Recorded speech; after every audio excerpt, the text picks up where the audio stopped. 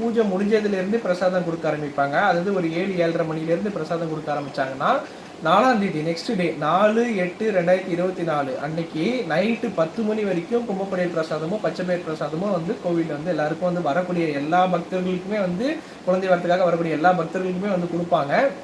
அதனால வெளியூர்லேருந்து வரவங்க எல்லாரும் நீங்கள் வந்து வாங்க.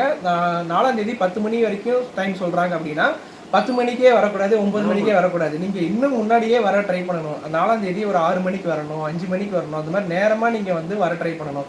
10 மணி வரைக்கும் தான் கொடுக்குறாங்களே, அதனால் 10 மணிக்கு வரலாம் அப்படின்னு சொல்லிட்டு வரக்கூடாது. ஏன்னா அவ்வளோ பேர் வந்து லைனில் வந்து வருவாங்க.